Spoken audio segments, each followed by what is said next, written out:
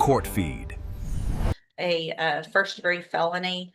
I've received the pre-sentence report. Before this judge says a single word, understand this. This is not an ordinary sentencing. We're talking about a first-degree felony involving injury to a child, and not just one child. All 10 of her children were pulled into this nightmare. The courtroom already knows the facts are devastating. The real question today isn't whether she's guilty. It's whether mercy should exist at all in a case this severe. And trust me, when a judge starts reviewing a pre-sentence report this carefully, someone's future is about to change forever. As well as I've visited with the attorneys, and for the record, we have also Ms. Randy King here, who is the assistant district attorney that handled the termination and CPS kind of portion of this case with regard to the children. I've received, has everyone had an opportunity to review the pre-sentence report? Yes, Your Honor. Are there any additions or corrections to that report? No additions or corrections. Ms. Smolfino? Judge, I would just ask the court take judicial knowledge of the conversation we have had with the court and the understanding that this has been discussed at length upstairs. Ms. King has also provided me a tremendous amount of guidance, which I thank her and appreciate everything she's done with her wealth of knowledge and experience in guiding me through this case.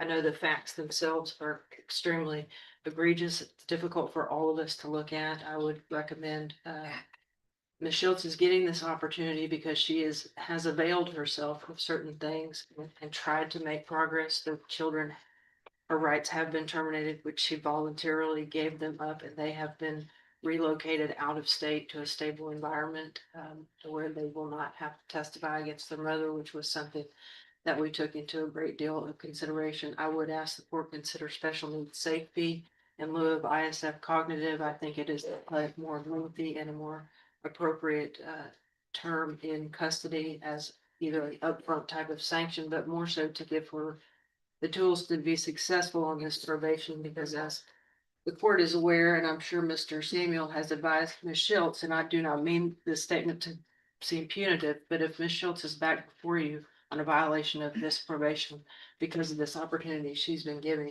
the amount of time that the state will be asking for will be overwhelming. Thank you, Ms. Smolfino. Anything, Mr. Samuel? Yes, Your Honor. I understand the position of the state. However, I have to look at things from the position of the individual. The pre-sentence investigation report shows that she has no prior criminal history. It shows that she has no drug problem. There is a question about the alcohol.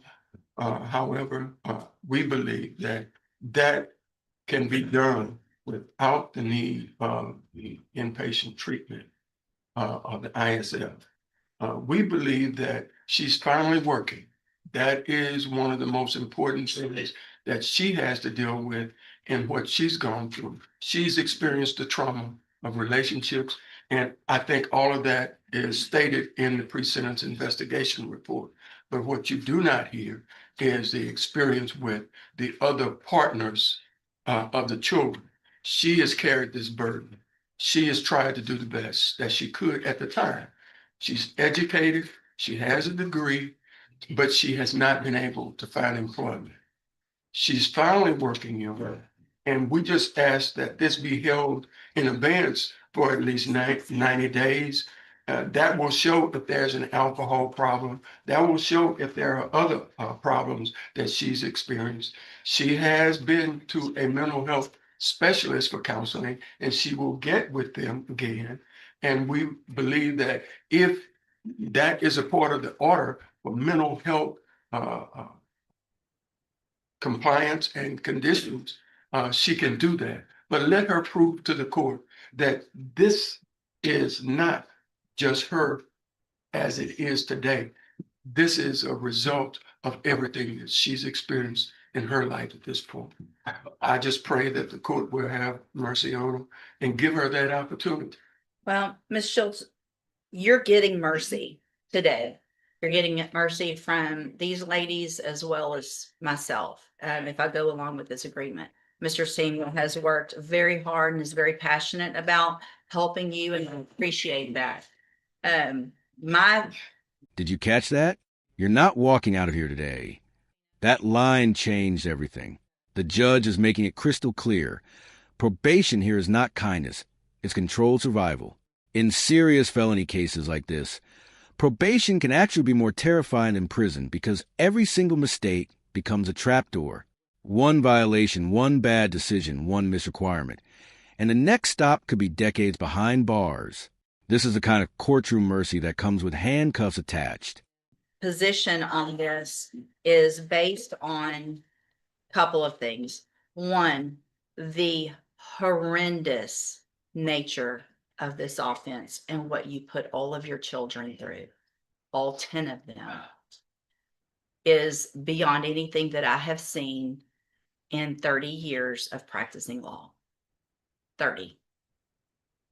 And so you're not walking out of here today. My initial thought was some upfront time, but if I'm going to stick you in jail, then I might as well put you somewhere where you're getting some help that you need so that when you are released, you hopefully will be able to be a productive part of our society. But whatever trauma you've been through is incomparable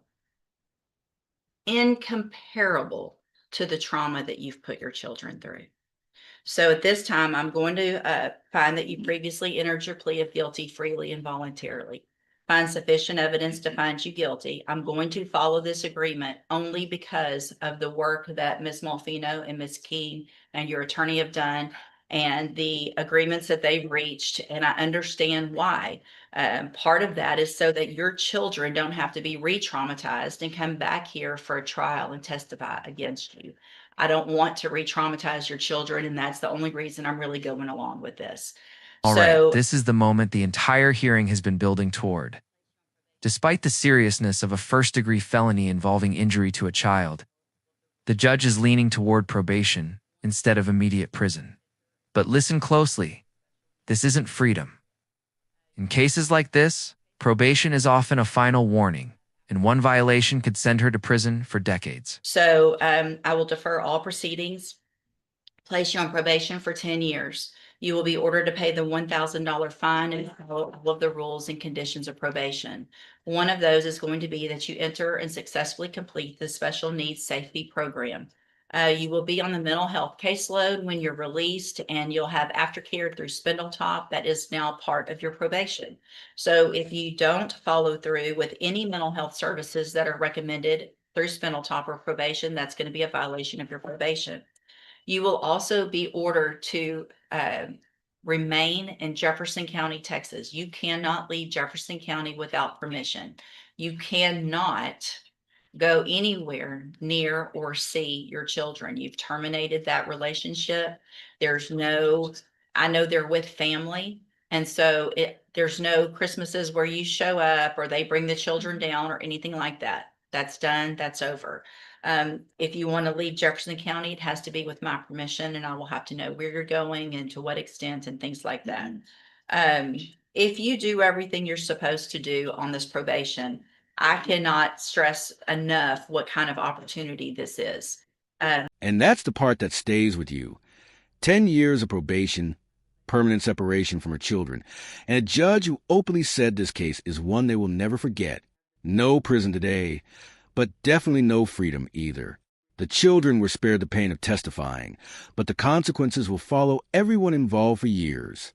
So now I want to ask you, was this true justice, necessary mercy, or a dangerous second chance that should never have been given? Because cases like this don't just end in court, they stay with people forever. That you're being given.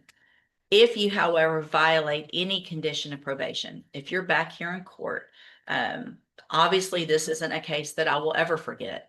And Ms. Malfino will also, like she said, if you violate probation and come back in here, depending on the case, what you violated and how you violated, you could go to prison for anywhere between 5 years and up to the rest of your life in prison. Do you understand? I'm handing you the trial court certification that shows this was an agreement and I followed it. So you've waived your right to appeal. So you can go, that's for her. You can go back with the bailiff. Thank you, Ms. King. Thank you, Ms. Malfino, Mr. Singh.